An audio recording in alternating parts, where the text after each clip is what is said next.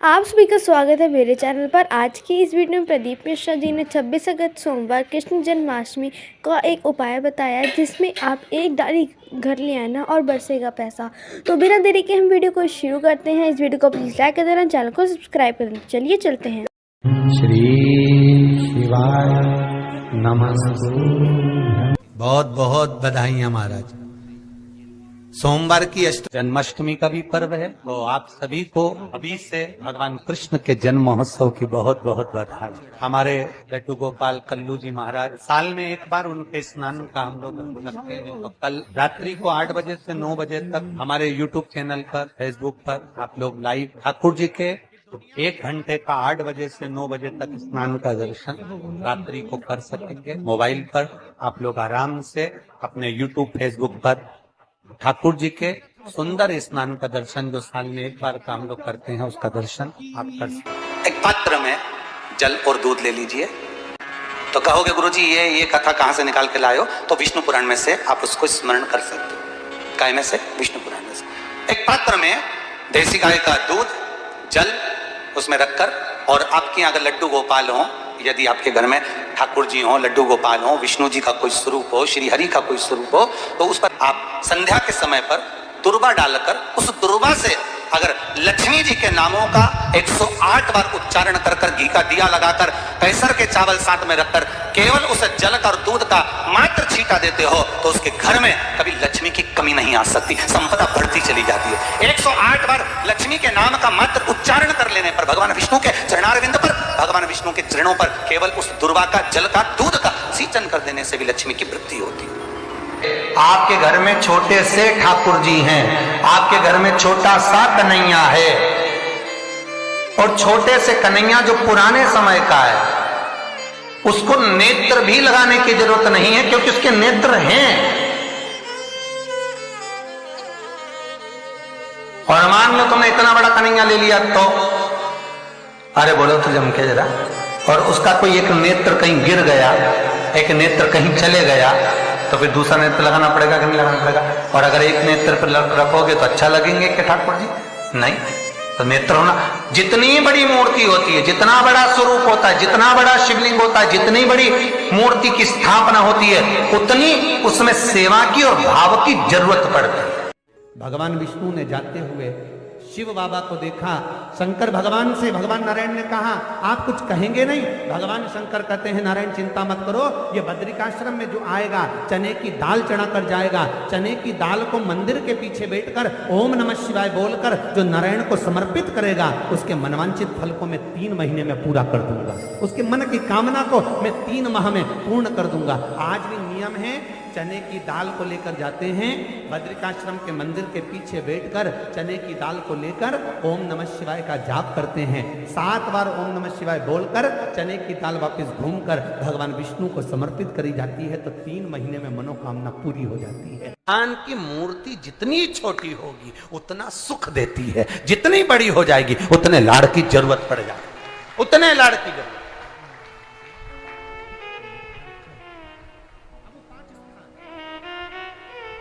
जितनी छोटी। अब आप कहोगे गुरुजी तुम इतनी बड़ी बड़ी बातें करते हो, तुम्हारे ठाकुर जी भी तो देखो कितने बड़े हैं। आपको मालूम होगा कि इंदौर में कथा थी, बहुत साल पहले, 20-1 साल पहले की बात होगी, 20-22 साल के पहले की। इंदौर के सेठ जिनके पास में ठाकुर जी थे, और उनके कोई गुरुजी, अब गुरुजी तो गुरुजी होते हैं, उन्होंने कह दिया इतनी बड़ी मूर्ति घर में नहीं होना चाहिए। अब उनको कह दिया कि इतनी बड़ी मूर्ति घर में नहीं होना चाहिए, तो वो इनको नर्मदा जी में विसर्जन के लिए लेकर जाने लगे या कहीं देने के लिए जाने लगे। वो हमारे यहाँ कथा में आए थे, तो वो अटैची लेकर आए थे, तो पूछ लिया हमने कि इस अटैची को आप कहाँ ले जा रहे हैं, क्या है इसमें? उन्होंने कहा इसमें लड्डू गोपाल है ठाकुर जी। हमने कहा कहाँ ले जा रहे हैं? हमारे गुरुजी ने कहा इतनी बड़ी मूर्ति घर में रहती है ना, तो तकलीफ होती है, इसलिए हम इनको नदी में, नर्मदा जी में छोड़ने के लिए या आश्रम पर किसी के यहाँ देने के लिए जा रहे हैं। तो हमने कह दिया लाडला है, कहाँ इसको नर्मदा के जल में आप छोड़ोगे? हमको दे दो, हमारे साथ कथा में चलता रहे, आनंद से श्रवण करता रहे, भक्ति करता रहे। और क्या चाहिए? लाडला है वो, उसका नाम हमने कल्लू रखा, हमारा कल्लुआ है, लाड लड़ा। जय हो। सोमवार की अष्टमी पड़ जाए, क्या पड़ जाए सोमवार की? जम के बोलो जरा, अष्टमी। या तो सोमवार की अष्टमी पड़ जाए, या हर महीने शिवरात्रि आती है, हर महीने आती है, या तो सोमवार की अष्टमी पड़ जाए या फिर सोमवार की शिवरात्रि पड़ जाए, हर महीने आती है। प्रयास करना कहीं से देसी गाय का दूध मिल जाए, थोड़ा सा दूध देसी गाय का मिल जाए, थोड़ा सा दूध देसी गाय का, थोड़ा सा दूध अगर प्राप्त हो जाए, बेलपत्री के पत्ते से दूध कटोरी में लेकर, मात्र बेलपत्री के पत्ते से एक एक बूंद, अगर दूध आप एक बूंद अगर ज्यादा ना मिला हो, एक चम्मच भी अगर आपको दूध देसी गाय का मिल गया हो, और सोमवार की अष्टमी पड़ जाए या सोमवार की, जम के बोलो, शिवरात्रि पड़ जाए, उसमें केवल अगर देसी गाय का दूध मिल जाए, जर्सी गाय का नहीं हो, देसी गाय का अगर दूध मिल जाए, बेलपत्री के पत्ते से, तुम्हारे घर के अंदर अगर शिवलिंग है या मंदिर में शिवलिंग है या तुम्हारे नजदीक में कोई शिवलिंग है, उस पर बूंद बूंद, एक एक बूंद अगर शिवलिंग पर दूध समर्पित कर रहे हो, श्री शिवाय नमस्तुभ्यम, नमः शिवाय, या षडाक्षर मंत्र ओम नमः शिवाय, या 33 अक्षर का मंत्र महामृत्युंजय मंत्र, इसका स्मरण कर कर शिव जी पर देसी गाय का दूध समर्पित कर कर इस बेलपत्री को अशोक सुंदरी वाली जगह पर अगर आप समर्पित कर देते हैं, फिर आप जिस भी चीज के लिए अप्लाई करें, मेरा देवाधिदेव महादेव आपका हाथ पकड़कर खींचकर आगे बढ़ा ही दे। मेहनत करना, कर्म पूरा करना, पढ़ाई अच्छी करना, और पढ़ाई के साथ में विद्या अध्ययन करने के साथ में अच्छी मेहनत के साथ में देसी गाय का दूध भगवान शंकर को समर्पित करना, भगवान शंकर को समर्पित करना, देसी गाय का दूध धीरे धीरे धीरे धीरे समर्पित, भावों के साथ आप समर्पित करें। देसी गाय का दूध एक एक बूंद समर्पित करें, धीरे धीरे समर्पित करें। और देसी गाय का दूध जब धीरे धीरे समर्पित करें, बड़े रास्ते से, आनंद से धीरे धीरे जब आप समर्पित करेंगे, बेलपत्री वही दूध में सनी हुई बेलपत्र अशोक सुंदरी वाली जगह पर, उस समय पर डंडी का भाग शिवलिंग की ओर नहीं होना चाहिए, उस समय पर डंडी का भाग जहां से पानी बहकर जाता है अशोक सुंदरी की ओर से, वहां पर होना चाहिए। कार्य में सफलता मिलती है। शिव तत्व को धारण कर। सोमवार की अष्टमी का मतलब आपको इंदौर की कथा में बताया था, जिस दिन शंकर और पार्वती के मिलन का दिवस हो, और केवल एक माता पार्वती के अकेले मिलन का नहीं, 64 योगनियां तक भगवान शंकर से मिलने के लिए आती है। पीला चंदन लगा लेना, कितना लगाना है? बीच वाला जो पत्ता है उस पर पीला चंदन। जब आपको लगे कि मेरा जीवन बहुत कष्टमय है, अब ये रोग, अब ये कष्ट दूर ही नहीं हो रहा, अब ये आए दिन तकलीफ पर तकलीफ बढ़ती जा रही है, आए दिन रोग बीमारी, पैसा घर में बच नहीं रहा, बहुत कष्टमय जीवन है, इसमें लगाओ पीला चंदन बेलपत्री की बीज पत्ती की। महाराज और बीज पत्ती पर जब चंदन लग जाए, लगने के बाद में ये दोनों पत्ती पर लाल चंदन लगा लीजिए। इन दोनों पत्ती के बीच में जो डंडी का भाग होता है, आपको कहा था, आपको स्मरण में होगा शायद, हमने जब बेलपत्री की महत्वता बताई थी तो उस बेलपत्री की महत्वता में कहा था ब्रह्मा विष्णु महेश ये 3 हैं, बोला था। बीच में ये बड़ी पत्ती से लेकर जो 2 पत्तियां होती हैं, इनके बीच में जो जगह बचती है, इसमें मां पार्वती के 64 योगनियां, मां पार्वती अपनी पूर्ण सिद्धि के साथ में जितनी भी देवी के स्वरूप हैं, वो माता 64 योगनियां देवी के स्वरूप में यहां पर विराजमान होती हैं। 2 पत्ती के नीचे से जो डंडी होती है नीचे तक, ये पूरी डंडी में 33 कोटि देवी देवताओं विराजमान होते हैं इस पूरी डंडी के अंदर। तो ये बीच वाली पत्ती है, ये जो बीच वाली पत्ती का जो भाग होता है, इस पत्ती के भाग में शहद का प्रयोग कर कर, यहां पीला चंदन, लाल चंदन, शहद का प्रयोग कर कर, इसी तरह से पकड़कर ये बेलपत्री की जो डंडी है वो अशोक सुंदरी पर जब आप समर्पित करें, तो जहां से जल बहता है उस ओर पर इस पत्ती को चढ़ाकर केवल आपके हृदय की बात कहकर देवाधिदेव महादेव से कोई भी शिव जी का मंत्र, पंचाक्षर नमः शिवाय, षडाक्षर ओम नमः शिवाय, श्री शिवाय नमस्तुभ्यम, या महामृत्युंजय मंत्र, जो शिव का मंत्र हो आपके पास में, उसको बोलते हुए देवाधिदेव महादेव को धीरे धीरे जल की धार चढ़ाना प्रारंभ करो। जल की धार जब पूर्ण होने लगे, उसमें थोड़ा जल बचे, तब अशोक सुंदरी पर जो तुमने बेलपत्र चढ़ाई है वहां उस जलधार को चढ़ा। ये प्रयोग आपको केवल सोमवार की अष्टमी पढ़ने पर ही करना है। कौन से दिन करेंगे? जम के बोलिए जरा।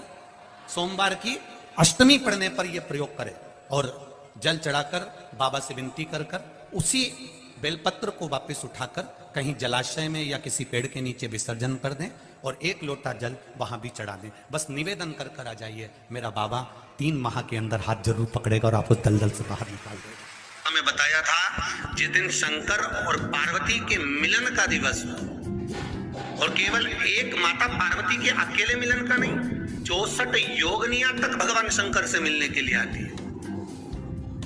पीला चंदन लगा देना। कितना लगाना है? बीच वाला जो पत्ता है उस पर पीला चंदन। जब आपको लगे कि मेरा जीवन बहुत कष्टमय है, अब ये रोग, अब ये कष्ट दूर ही नहीं हो रहा, अब ये आए दिन तकलीफ पर तकलीफ बढ़ती जा रही है, आए दिन रोग बीमारी, पैसा घर में बच नहीं रहा, बहुत कष्टमय जीवन है, इसमें लगाओ पीला चंदन बेलपत्री की बीज कली। महाराज, और बीज पत्ती पर जब चंदन लग जाए, लगने के बाद में ये दोनों पत्ती पर लाल चंदन लगा लीजिए। इन दोनों पत्ती के बीच में जो डंडी का भाग होता है, आपको कहा था, आपको स्मरण में होगा शायद, हमने जब बेलपत्री की महत्वता बताई थी तो उस बेलपत्री की महत्वता में कहा था ब्रह्मा विष्णु महेश ये 3 है, बोला था। बीच में ये बड़ी पत्ती से लेकर जो 2 पत्तियां होती हैं, इनके बीच में जो जगह बचती है, इसमें माँ पार्वती के 64 योगनिया, माँ पार्वती अपनी पूर्ण सिद्धि के साथ में जितनी भी देवी के स्वरूप हैं, वो माता 64 योगनिया देवी के स्वरूप में यहाँ पर विराजमान होती हैं। 2 पत्ती के नीचे से जो डंडी होती है नीचे तक, ये पूरी डंडी में 33 कोटि देवी देवताओं विराजमान होते हैं इस पूरी डंडी के अंदर। तो जो बीच वाली पत्ती है, ये जो बीच वाली पत्ती का जो भाग होता है, इस पत्ती के भाग में शहद का प्रयोग कर यहाँ पीला चंदन, लाल चंदन, शहद का प्रयोग कर इसी तरह से पकड़कर ये बेलपत्री की जो डंडी है वो अशोक सुंदरी पर जब आप समर्पित करें, तो जहां से जल बहता है उस ओर पर इस पत्ती को चढ़ाकर केवल आपके हृदय की बात कहकर देवाधिदेव महादेव से कोई भी शिव जी का मंत्र, पंचाक्षर, नमः शिवाय, षडाक्षर, ओम नमः शिवाय, श्री शिवाय नमस्तुभ्यम, या महामृत्युंजय मंत्र, जो शिव का मंत्र हो आपके पास में, उसको बोलते हुए देवाधिदेव महादेव को धीरे धीरे जल की धार चढ़ाना प्रारंभ करो। जल की धार जब पूर्ण होने लगे, उसमें थोड़ा जल बचे, तब अशोक सुंदरी पर जो तुमने बेलपत्र चढ़ाई है वहां उस जलधार को चढ़ा। ये प्रयोग आपको केवल सोमवार की अष्टमी पढ़ने पर ही करना है। कौन से दिन करेंगे? जम के बोलिए जरा। सोमवार की अष्टमी पढ़ने पर यह प्रयोग करें और जल चढ़ाकर बाबा से विनती कर उसी बेलपत्र को वापस उठाकर कहीं जलाशय में या किसी पेड़ के नीचे विसर्जन कर दें और 1 लोटा जल वहां भी चढ़ा दें। बस निवेदन कर आ जाइए, मेरा बाबा 3 माह के अंदर हाथ जरूर पकड़ेगा और आपको दलदल से बाहर काया के रोग से। मैं आशा करती हूँ कि आपको मेरी वीडियो अच्छी लगी होगी, तो इस वीडियो को प्लीज़ लाइक कर देना, चैनल पर नए हो तो चैनल को सब्सक्राइब कर देना, सब्सक्राइब के पास वाले बेल आइकन को प्लीज़ क्लिक कर देना ताकि मेरी न्यू वीडियो की नोटिफिकेशन सबसे पहले आप तक पहुँच पाए। और कमेंट बॉक्स में ये ज़रूर बताना कि आपको मेरी वीडियो कैसी लगी। Thank you everyone, thanks for watching.